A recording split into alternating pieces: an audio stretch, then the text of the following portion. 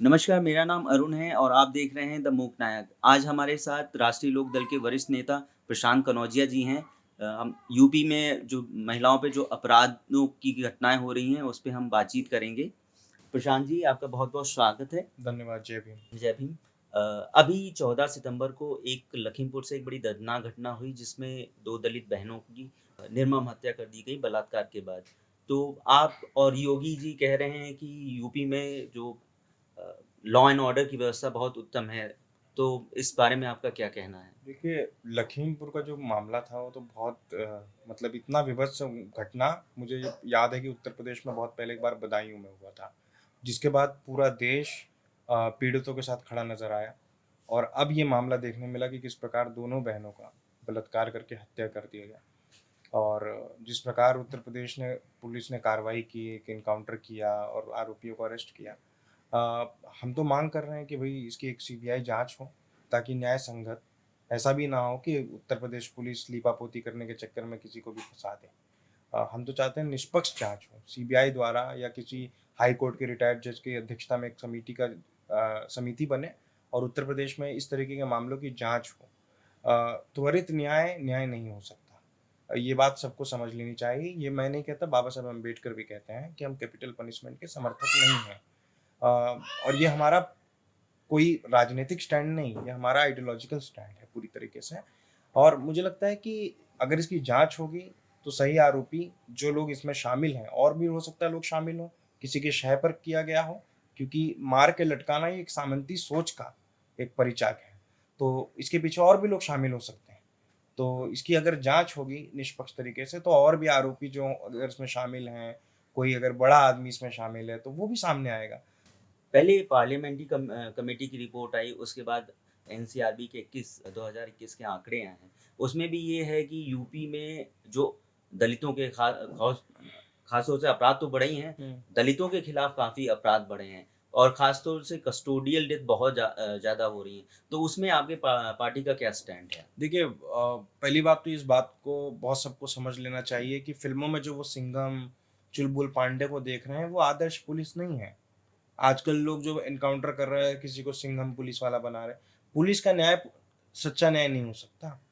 जो न्याय की प्रक्रिया है वो अदालत के थ्रू जाएगी। ये पुलिस वाले किसी का एनकाउंटर कर दे रहे हैं और सबको एक ही जगह कैसे गोली मार रहे हैं। इतना है तो इनको भेजो ओलंपिक्स में, कम से कम 10-15 गोल्ड मेडल ही लाएंगे देश के लिए। ये सारे फेक एनकाउंटर उत्तर प्रदेश में कर रहे हैं। जहां असली इनकाउंटर की बारी आती है वहां विकास दुबे ने इनका क्या हाल किया। जहां असली इनकाउंटर की बारी आती है वहां मुंह से ठाए ठाए की आवाज निकालते हैं। तो ये फर्जी बातें हैं, इनको इनको कुछ नहीं पता है। योगी आदित्यनाथ ने एक पुलिस राज बनाने की कोशिश की। पुलिस राज क्या होता है, और कई बार अदालत ने भी इस बात को कहा, इवन इलाहाबाद हाईकोर्ट ने भी इस बात को कहा कि उत्तर प्रदेश की पुलिस एक संगठित अपराध की तरह काम करती है। फर्जी आरोप लगा दो, किसी का इनकाउंटर कर दो, पुलिस से देश नहीं चलेगा ना। तो इस बात को सबको समझ लेना चाहिए कि आप जिस पुलिस को देखकर फिल्मों में ताली बजा रहे हैं, सिंघम, चुलबुल पांडे, ये आदर्श पुलिस नहीं हो सकता। पुलिस में एक बड़े रिफॉर्म की जरूरत है। बंदूक से न्याय नहीं हो सकता, क्योंकि जिस दिन बंदूक से न्याय होने लगेगा तो किसी दिन आपका बेटा या आपकी पिताजी को गोली मार देगा अगर कोई पुलिस वाला, तो फिर आप तो रोइएगा कि भैया हमारे साथ अन्याय हो गया। इसीलिए कहा गया है कि भाई पुलिस न्याय नहीं कर सकती। पुलिस एक गार्ड की तरह काम करते हैं लॉ एंड ऑर्डर को प्रोटेक्ट करने के लिए। न्याय का काम करना अदालत का है। बुलडोजर चलाना ये काम सरकार का नहीं है, ये अदालत का है।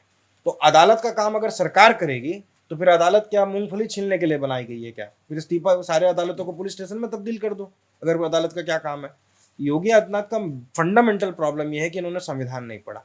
यहाँ तो बाहर शपथ ली है कि मैं योगी आदित्यनाथ संविधान की शपथ लेता हूँ, फिर अंदर जाके वो हाथ वाला शपथ ली है कि मैं आरएसएस की शपथ लेता हूँ, बजरंग दल की शपथ लेता हूँ, हिंदू युवाहिनी की शपथ लेता हूँ कि इस देश की जब तक मट्टी पलित नहीं कर दूंगा तब तक शांत नहीं बैठूंगा। आप आरएलडी के एससी एसटी विंग के प्रभारी भी रहे हैं और आपने यूपी में बहुत जिलों को कवर भी किया है, लोगों से जाके ज़मीन पे मिले हैं। अनुसूचित जात जनजाति की यूपी में सामाजिक आर्थिक स्थिति क्या है और उनको प्रतिनिधित्व का जो उनका मुद्दा है, उसको आपकी पार्टी कैसे देखती है? देखिए, इस बात को पहले तो समझ लेना चाहिए कि आप भारतीय जनता पार्टी या किसी सवर्ण मानसिकता की पार्टी से अगर न्याय की उम्मीद कर रहे हैं, बिल्ली से दूध की रखवाली नहीं कराई जा सकती। ये एक फंडामेंटल स्टेटमेंट है जो सभी को क्लियर रहना चाहिए कि आप बिल्ली से अगर कहेंगे दूध की रखवाली करे तो न्याय। चलिए छोड़िए, बिल्ली ने तो नहीं किया, वो करेगी भी नहीं, वो नैतिक रूप से उसके ऊपर कोई प्रेशर भी नहीं है। लेकिन जो लोग बहुजन की बात करते हैं, दलित पिछड़ों की बात करते हैं, उन्होंने भी तो नहीं कर पाए, वो भी तो नहीं कर पाए। आप बताइए कितने मिलीनियर बिलीनियर पैदा हुए इनके राज्य में, कितने नए लीडर पैदा हुए। तो ये प्रॉब्लम पहले हमारे अंदर है कि हमें पहले अपने विचारधारा के पार्टियों को ये बात समझानी पड़ेगी। और हम तो प्रतिनिधित्व पे इस स्तर पे काम करते हैं कि भाई हमने तो, हमारे नेता जयंत चौधरी जी ने सारे विधायकों को आदेश दिया कि वो अपने फंड का 35% जो हिस्सा है वो दलितों पर खर्च करेंगे। बहुत सारे लोग इसको पॉलिटिकल सुसाइड कह सकते हैं, लेकिन लोग कहेंगे कि ऐसा करने से बाकी लोग नाराज हो जाएंगे। लेकिन ये बात आपको समझना पड़ेगा कि अगर आपके घर में किसी के भी, हमारे जो दर्शक देख रहे हो, आपके घर में अगर 2 भाई हैं, एक भाई बहुत पैसे वाला हो जाए, आर्थिक रूप से मजबूत हो जाए और एक भाई गरीब हो जाए, तो समाज जो गाली देता है वो अब संपन्न भाई को ही देता है कि देखिए ये संपन्न है और इसी के एक भाई है बेचारा गरीबी में दिन काट रहा है। तो ये संपन्न लोगों की नैतिक जिम्मेवारी है कि अगर किसी कमजोर को ज्यादा जा रहा है, ज्यादा मिल रहा है, तो वो ज्यादा नहीं मिल रहा है बल्कि वो बैकलॉग भर रहा है। तो अगर सब एक सफ में आके खड़े हो सकते हैं तो इससे किसी को क्या आपत्ति हो सकती है। तो हमारी पार्टी ये मानती है कि जब अमूमन हमने देखा है कि दलित बस्तियां बड़ी उजड़ी हुई होती हैं, वहाँ की सड़कें ठीक नहीं होती हैं, पानी की समस्या है, वहाँ के स्कूल आप देखेंगे एकदम झज्जर हालत में है। अगर आप 35% वहाँ फंड डाइवर्ट नहीं करेंगे तो काम ही नहीं हो पाएगा। अगर किसी विधायक का 5 करोड़ रुपया आ रहा है तो अगर वो 10 लाख रुपए लगाएगा तो अब खड़ंजा ही बिछा सकता है। अगर 35% का, अगर आप 5 करोड़ का 35% निकाल लें तो 2 करोड़ के आसपास, 2.25 करोड़ के आसपास जब फंड लगेगा तो 2.25 करोड़ से स्कूल बन सकता है, 2.25 करोड़ से पक्के कॉलोनियां सड़क बन सकती है। तो उस उद्देश्य से किया है कि भाई 5 लाख में सिर्फ नवीनीकरण का काम हो सकता है, निर्माण का जब आपको काम करना पड़ेगा तो आपको 30-35% फंड इन्फ्यूज करना पड़ेगा। तो उसी नियत से ये 35% का हमने कहा कि भाई आप दीजिए, अगले 5 साल अगर हम 35-35%, 5 भी, अगर मैं कहता हूँ एक विधानसभा में अगर आपने 5 भी दलित बस्तियों को अगर आबाद कर दिया तो कोई बुरी बात नहीं है। पिछले 50 साल में एक बस्ती नहीं हो पाई है। अगर एक विधानसभा में 5 बस्ती को आप आदर्श मान लें और 35% फंड इन्फ्यूज करें तो आप बेहतर स्थिति में उनको पहुंचा सकते हैं। तो उस मानसिकता के साथ आपको काम करना है। प्लस हमने सामाजिक न्याय मंच बनाया पार्टी के अंदर। क्यों बनाया सामाजिक न्याय पार्टी? क्योंकि हम मानते हैं कि जो SC ST OBC के अंदर भी एक तरीके का डिफरेंस है, आपस में बैठते नहीं है, आपस में उनकी जमती नहीं है, आपस में बटे हुए हैं। एक तो लड़ रहे हैं ब्राह्मणवाद से, ठाकुरवाद से, फिर उसके बाद आपस में भी लड़ रहे हैं। तो पहली बात तो कॉमन एजेंडा बनाना बहुत आवश्यक है। लोगों को ये समझना पड़ेगा कि बाबा साहेब अम्बेडकर या मान्यवर कांशीराम या हमारे ज्योतिबा फूले या पेरियार या फूलन देवी या झलकारी बाई, ये अलग नहीं है, ये अलग व्यक्ति हो सकते हैं लेकिन सबका उद्देश्य एक है, सामाजिक न्याय। तो अगर कोई व्यक्ति झलकारी बाई को या फूलन देवी को बड़ा मान रहा है तो आप उसको इस बात से नहीं दुखताज कर सकते कि आप अम्बेडकर को क्यों नहीं मान रहे। ये सबसे बड़ी फंडामेंटल प्रॉब्लम है कि आपके महापुरुष का अगर कोई बड़ा फोटो नहीं लगाता तो आप उसको डिसोन कर देते हैं। तो इस तरीके की राजनीति ने ही जो एक कैनवास मान्यवर कांशीराम ने खड़ा किया, उस कैनवास को बर्बाद कर दिया लोगों ने। इतना संकुचित राजनीति करके कोई मतलब नहीं है। SC ST OBC मुसलमान भी बहुजन है। बहुत लोग मुसलमान को नहीं काउंट करते, मुसलमान भी बहुजन है। भाई हम तो कहते हैं भाई पीड़ित जो है, भाई तुमको भी गम ने मारा, हमको भी गम ने मारा। भाई अगर हमको दोनों का दुश्मन मनुवादी है, सांप्रदायिकतावाद है, और सांप्रदायिकतावाद का जो सबसे बड़ा नुकसान है वो दलितों को है, जो समझ नहीं रहे, जो आज भी कह रहे हैं हम हिंदू है गर्व से कहो, तो भाई मुसलमान को एक काम करो, भगा दो। मुसलमान को भगाने के बाद मनुस्मृति लागू कर दो। तो अभी आज जो आईफोन लेकर 13 पे आप इंस्टाग्राम पे फोटो अपलोड कर रहे हो, फिर आपका हाथ कटवा दिया जाएगा। तो ये बात लोगों को समझना पड़ेगा। और किसी जाति विशेष की राजनीति नहीं, समूचे बहुजन समाज की जो राजनीति करेगा उसी को ही आगे सक्सेस मिलेगा। आप संकुचित राजनीति करिए, क्या कर लेंगे? आप प्रधान नहीं जिता सकते संकुचित राजनीति से। एक और हमें सूत्रों से खबर मिली है कि RLD जो है प्राइवेट सेक्टर में जो कार्यस्थल होते हैं, वर्क प्लेसेस होते हैं, उनकी सोशल मैपिंग का भी एक इस पे विचार कर रहा है। तो ये क्या है पूरा, इसके बारे में अगर कुछ आप इंसाइट दे पाए। देखिए जयंत चौधरी जी जब राज्यसभा गए तो उन्होंने योजना बनाई कि भाई हम राज्यसभा पहुंच गए हैं तो भाषण देने तो आए नहीं है कि भाई 2.5 मिनट मिलेगा आप कोई भाषण दे दोगे। क्योंकि आप इससे पहले भी जितने भी उन्होंने भाषण दिए आप देखेंगे बहुत मुद्दे की बात की है। कि हम आलू प्याज टमाटर की महंगाई पर बात करते हैं, लेकिन हम रेता सीरिया सीमेंट की बात नहीं करते हैं जिससे आम आदमी घर बनाता है। तो जिंदगी भर खाना नहीं खाना, रहना भी है, लाइफस्टाइल भी सुधारना है। कोई अगर आज व्यक्ति साइकिल से चल रहा है तो उसका ये उद्देश्य है कि वो अगले दिन बाइक खरीदे, 2-4 साल के बाद, फिर 5 साल के बाद तरक्की करके कार खरीदे और बेहतर कार खरीदे। ये हर आदमी की इच्छा है। हम उसको सर्वाइवल तक सीमित नहीं रखना चाहते कि भैया तुम खा रहे हो, 2 वक्त का खाना मिल रहा है, यही बस लाइफ है। बेटरमेंट ऑफ लाइफ उद्देश्य होना चाहिए। और इसीलिए आप प्राइवेट में देखिए, प्राइवेट सेक्टर में बहुत सारे लोग आरक्षण की बात करते हैं कि प्राइवेट सेक्टर में आरक्षण होना चाहिए, जो संभव नहीं है, न्याय संगत नहीं हो पाएगा। बहस के लिए अच्छी बात है और अच्छी बात भी है अगर लोग बहस कर रहे हैं, लेकिन प्राइवेट सेक्टर में ये कानूनी रूप से आप इसको फ्रेम नहीं कर सकते। उसका तरीका ये है कि जैसे जयंत चौधरी जी ने प्लान किया है कि वो जल्द ही पार्लियामेंट में एक प्राइवेट मेंबर बिल लाएंगे जो सोशल जस्टिस कमीशन की मांग करेगा। सोशल जस्टिस कमीशन की मांग इसलिए आवश्यक है कि सोशल जस्टिस मिनिस्ट्री तो है, पर वो क्या करता है, उसने SC ST कमीशन बना दिया है, कुछ 2-4 योजना ला देता है, उसके बाद क्या, कोई चेक एंड बैलेंस नहीं है, कोई एक स्टैट्यूटरी बॉडी नहीं है जो उनको न्याय दे। SC ST आयोग बना दिया शिकायत के लिए। भाई सिर्फ शिकायत करने के लिए आपको प्रोटेक्शन नहीं देना, आपको न्याय भी तो देना है, उनको उनका अधिकार मिले।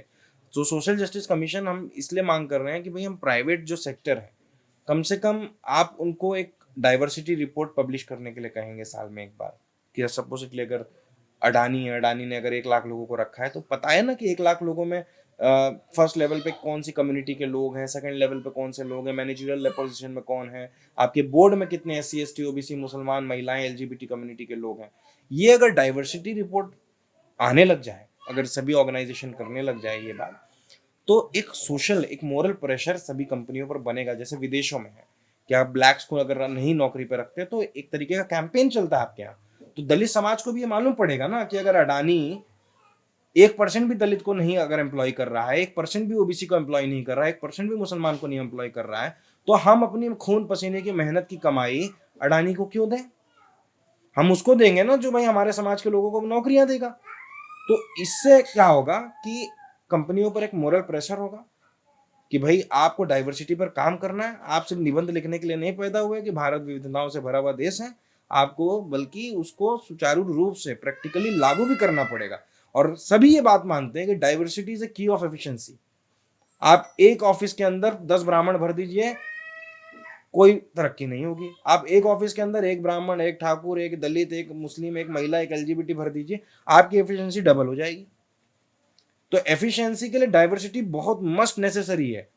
और डाइवर्सिटी से मैं क्या, क्रिकेट टीम ही देख लीजिए, सारे बैट्समैन खिला लीजिए 11 लोगों को, तो आप तो स्कोर बना पाएंगे, लेकिन सामने वाला भी बना लेगा क्योंकि आपके पास बॉलर ही नहीं है।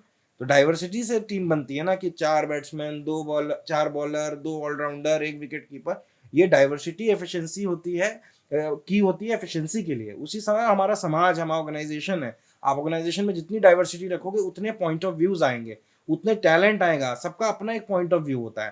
तो जब multiple point of view dimension से कोई चीज की जाती है तो बेहतर होती है। जैसे हमारे बड़े बूढ़े कहते हैं ना, बेटा कोई भी चीज करना तो देख परख के करना। देख परख के करना यानी कि आप देख परखेंगे कैसे, खुद भी परखेंगे, अपने मित्र यार से भी पूछेंगे, मल्टीपल ओपिनियन लेंगे, डाइवर्स ओपिनियन लेकर एक फैसला लेते हैं कि भाई आपको वकील बनना है कि नहीं बनना है। आप 4 लोगों से पूछते हैं, आप ऐसा क्यों नहीं खुद सोचते जाके कर लेते हैं, आप फिर भी पूछते हैं, क्योंकि आपको हमेशा डाइवर्स ओपिनियन चाहिए, बिकॉज आप एक्सपर्ट नहीं हो सकते हर चीज में। उसी तरह समाज भी है, उसी तरह ऑर्गेनाइजेशन भी है।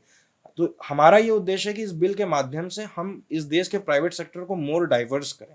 मोर डाइवर्स होगा तो जो गरीब दलित पिछड़ा है उसके पास पैसा जाएगा, उसकी परचेसिंग पावर बढ़ेगी, वो इकोनॉमी में ज्यादा कंट्रीब्यूट कर पाएगा और देश का विकास हो पाएगा।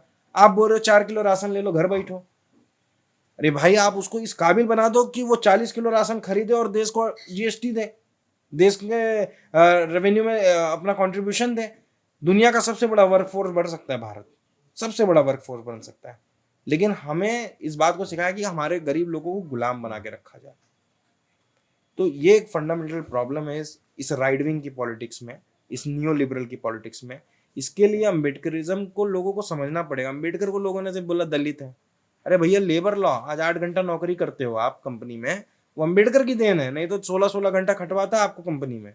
और ये जो आपको सैटरडे संडे छुट्टी मिलता है ये भी अम्बेडकर का देन है। ये महिलाओं को जो मैटरनिटी लीव मिलता है ना, बहुत महिलाएं अम्बेडकर को गाली देती हैं, वो सुन रही होंगी, मैं उनको कहना चाहता हूँ कि अगर आप गर्भवती हो जाए तो आपको जो 6 महीने की पेड लीव मिलती है ना, वो अम्बेडकर की देन है, वो किसी और की देन नहीं है। ये जो आरबीआई जेब में नोट लेके घूमते हैं ना, ये आरबीआई अम्बेडकर की देन है। तो अम्बेडकर को सिर्फ रिजर्वेशन तक महदूद कर देना मूर्खता है, ये षड्यंत्र है। अम्बेडकर का वॉल्यूम आप पढ़िए, उस आदमी ने सब पर कहा है, एग्रीगेरियन क्राइसिस से लेकर उस व्यक्ति ने क्लाइमेट चेंज तक सारी बातें कही हुई है। He was a overall scholar, he was a Pandora box जिसके अंदर ज्ञान का भंडार है। लेकिन हम उनको सिर्फ रिजर्वेशन से जोड़ के रख दिए। रिजर्वेशन कहाँ नहीं है? ऑस्ट्रेलिया में नहीं है क्या? पाकिस्तान में रिजर्वेशन है, जिस देश को गाली देते हो ना 5% से रिजर्वेशन है। आपके अफगानिस्तान में, ईरान में, अफगानिस्तान तो अभी बर्बाद हो गया तालिबान आने के बाद, लेकिन ईरान में रिजर्वेशन है, इराक में रिजर्वेशन है, यहूदियों के लिए, ज्यूज के लिए, शिया के लिए, सुन्नी के लिए। अमेरिका में रेशियल है, जिस तरीके का डिस्क्रिमिनेशन उस तरीके का रिजर्वेशन है। रेशियल हो, चाहे वो जेंडर के आधार पर हो, चाहे वो कास्ट के आधार पर हो। तो रिजर्वेशन को इन्होंने रिजर्वेशन, लेकिन बाकी लोग क्या कहते हैं? अफर्मेटिव एक्शन को कितना पॉजिटिव टर्मिनोलॉजी यूज किया है। ईडब्ल्यूएस कोटा मिल रहा है, काहे नहीं विरोध कर रहा है कोई? सब ले रहा है। ठाकुर पंडित जाकर बोल रहा है महाराणा प्रताप के वंशज है और जाके ईडब्ल्यूएस का कोटा भर रहा है। कौन सा वंशज हो भाई महाराणा प्रताप के? तो ये मूर्खता है। इसके लिए देश का बर्बादी में सबसे बड़ा जो योगदान है ये राइट विंगर्स का है। और मोदी जी ना का प्रॉब्लम ये है कि मोदी जी कभी भी ना पढ़े लिखे लोगों से दोस्ती करो, जाहिलों से मत करो। मोदी जी ने क्या किया? जाहिलों से दोस्ती की और पढ़े लिखों को दुश्मन बनाया। तो जब इतिहास लिखा जाएगा तो आपको डीमन ही लिखा जाएगा, आपको देवता नहीं लिखा जाएगा। जैसे अभी आजकल धर्म और राजनीति एक साथ चल रही है, और अब यूपी के संदर्भ में बात करें तो राम मंदिर के बाद अब योगी जी का भी मंदिर बन गया है, तो इसको आप कैसे देखते हैं? यही तो जुमला था। ये सरकार बनाने से पहले कहते थे मंदिर वहीं बनाएंगे, ठीक है, कोर्ट से आदेश भी ले आए, गोगोई जी को राज्यसभा भी दे दिया, कहा मंदिर बनाएंगे। अब मंदिर बनाया नहीं राम का, पहले बनवा लिया खुद का। योगी ने पहले खुद का बनवा लिया, मोदी जी कई बार बनवा चुके हैं। देश के अंदर 5-10 मूर्तियां मोदी जी की हैं, लोग पूजा पाठ कर रहे हैं। भले उनके माँ बाप बेचारे वृद्धाश्रम में पड़े हों, लेकिन वो मोदी को अपना पापा और योगी को अपना भगवान मान के इस तरीके से काम कर रहे हैं। तो ये तो बताता है कि ये लोग किस तरीके से जनता को मूर्ख बनाते हैं। कोई समझदार मुख्यमंत्री होता तो पहले आदेश देता कि बुलडोजर ले जाके उस मूर्ति को गिराओ, लेकिन ये खुश है। और बनवाया भी किससे? बेचारे मौर्य जी से। एक ओबीसी का लड़का है बेचारा, उससे बनवा दिया। और मौर्य क्यों? केशव मौर्य का क्यों नहीं बनवा दिया? उनका नहीं बन सकता, वो पूजनीय नहीं है। और योगी आदित्यनाथ तो कास्ट में बिलीव भी करते हैं। कई इंटरव्यू उनका एनडीटीवी का एक प्रणव रॉय का एक पुराना इंटरव्यू देखिएगा, उसके अंदर वो कह रहे हैं कि कास्ट इज बुरा नहीं। और मैं गर्व से कहता हूँ मैं क्षत्रिय हूँ। तो भाई साधु की कोई जात ना होता, साहब बोलते हैं ना, जात ना पूछो साधु की। ये तो साधु है, अपने आप को कथित रूप से कहते हैं, प्लस जात भी बताते हैं और जात का गौरव भी पालते हैं, और किस तरीके से अपने यहाँ नियुक्तियां भी करते हैं। आप देखिए आज ईडब्ल्यूएस कोटा किस तरीके से लाभ किसको मिल रहा है। ठीक है, एक और आखिरी सवाल लेंगे। बात प्रतिनिधित्व पे हो रही है, तो हम लोग जो भी हमारे गेस्ट होते हैं उनसे ये सवाल जरूर पूछते हैं कि आप पॉलिटिकल फिगर हैं, आप अपनी पार्टी में महिलाओं को प्रतिनिधित्व किस तरीके से सुनिश्चित करते हैं, या आपकी पार्टी में महिलाओं को प्रतिनिधित्व को लेकर कैसे चर्चा होती है? देखिए महिलाओं का प्रतिनिधित्व बहुत ज़रूरी है। समस्या सबसे बड़ी ये है कि आप जब देहात की पॉलिटिक्स करते हो या देहात में जब आप काम करते हो तो महिलाएं अपने घरों में कैद हैं। मतलब ऐसे पैरों में बेड़ियां वाला कैद नहीं है, पर मानसिक रूप से एक दीवार उनके इर्द गिर्द बना दी गई कि आप इससे बाहर नहीं निकलोगे। वो एक समस्या है। लेकिन हम लोग कोशिश करते हैं कि भाई किसी भी तरीके से जो हल्का सा भी पॉलिटिक्स या सोशल कामों में हैं उनको किसी तरह से पार्टी में लाएं और पद दें। हमारे पार्टी में जो सामाजिक न्याय मंच है उसकी जो अध्यक्षा हैं वो महिला ही हैं, हमारी राष्ट्र प्रवक्ता महिलाएं हैं। ऐसा नहीं है कि महिलाओं को दे रहे हैं प्रतिनिधित्व, पर प्रॉब्लम ये भी है कि अभी जिन महिलाओं, अब जो नई महिलाएं आ रही हैं, जो युवा आ रही हैं, कॉलेज में हैं, उनका तो इच्छा है और वो आ भी जाती हैं आराम से। लेकिन हम इस बात के लिए तैयार हैं, लेकिन समाज क्या पूरी इस तरह से इस बात के लिए तैयार है कि नहीं कि महिलाओं को पॉलिटिक्स में आना नहीं चाहिए कि नहीं आना चाहिए? आना तो चाहिए उनको, लेकिन एक तरीके का रेस्ट्रिक्शन जो हमारे रूरल देश में है महिलाओं के लिए है वो उनको रोकता है कहीं ना कहीं। इसलिए आपको प्रतिनिधित्व हमेशा बहुत कम मिलेगा। कम क्या कहूँ मैं, बहुत अंडर रिप्रेजेंटेशन है। मजबूरी में कई बार आप देखते होंगे किसी की पत्नी को टिकट दे दिया गया, किसी की पत्नी को पार्टी में पद दे दिया गया। वो एक मजबूरी है कि बहुत स्केर्सिटी है। रूरल की बात करें हम, शहरों में तो चलिए आपको मिल जाएंगे बहुत सारे। गांव में बड़ी समस्या है रिप्रेजेंटेशन, लेकिन हम लोग कोशिश करते हैं कि किसी भी तरीके से उस क्वेस्ट को, उस जो सर्च है आपका, आप ये ज़रूरी नहीं है महिला आपके पास आए, आपको भी जाना पड़ेगा। तो हम खुद इस प्रोग्राम को अपनाते हैं कि हम खुद जाएं और खुद लोगों से बात करें, उनको कन्विंस करें कि नहीं आपको आना चाहिए। क्योंकि आप अगर कह रहे हो कि हम इस देश में आधी आबादी हैं, तो पार्टी में आधा हिस्सेदारी लेने में आपको क्या समस्या है? तो यूनिट अगर ये हम कर पाए तो मुझे लगता है हम बहुत बेहतर पॉलिटिकल एटमॉस्फेयर क्रिएट कर पाएंगे महिलाओं के लिए खास तौर पर। और मोर डाइवर्सिटी, जैसे मैंने कहा डाइवर्सिटी होगा ना। पीरियड्स के बारे में मैं बात कर सकता हूँ, पर उसका जो असली पेन है वो एक महिला समझ सकती है। मैं बहुत संवेदनाएं बहुत जगह व्यक्त कर सकता हूँ, लेकिन जो पेन की फील है, जो आप सच में फील करते हैं, वो एक महिला ही बता सकती है। तो उसके लिए मुझे लगता है कि पार्टी अगर ये सोच रही है कि महिला उनके पास नहीं आ रही है, तो पार्टी उनके पास जाए। हाँ, तो हम इसी प्रोग्राम पर काम कर रहे हैं कि हम खुद जाते हैं, खुद समझाते हैं। बहुत नीचे की तरफ थोड़ा सा एक तरीके से रेजिस्टेंस है कि क्यों नहीं आना चाहिए, महिलाओं को नहीं आने देते। बहुत सारे लोग हैं कि नहीं आने देते, और आ भी गई, महिलाएं बढ़ने लग गई तो गाली देने लगते हैं, बदनाम करने लगते हैं। ये भारत की राजनीति है और हर जगह का इतिहास है कि महिला अगर आगे बढ़ेगी तो 5-10 पुरुषों का एक झुंड होगा जो उससे जलन के मारे उसको हरा नहीं पाएगा, तो उसका चरित्र हनन करेगा, उसको गालियां देगा, उसको बदनाम करने का प्रयास करेगा। तो ये चलन को रोकने के लिए पुरुषों में एक सेंसिटाइजेशन को बहुत ज़रूरत है। उनको ये समझना पड़ेगा कि महिलाएं अगर आगे बढ़ेंगी, कोई भी चीज़ हो, अगर 2 लोग खा रहे थे, अगर उसमें 3 होंगे तो हिस्सा 3 में बटेगा। तो समाज को इस बात के लिए रेडी रखना चाहिए कि जब आधी आबादी अपना हिस्सा लेगी तो हम अपनी आधी आबादी छोड़ने, आधा जो हिस्सा है वो छोड़ने के लिए मानसिक रूप से तैयार हो। ये अगर ट्रेनिंग आप अपने पॉलिटिकल सिस्टम में देना शुरू करें, तो मुझे लगता है महिलाओं का जो पार्टिसिपेशन है वो बढ़ेगा। इसमें पुरुषों का बहुत बड़ा रोल है कि महिलाएं पार्टी में नहीं आ पा रही। ठीक है, बहुत बहुत धन्यवाद प्रशांत जी। धन्यवाद। धन्यवाद।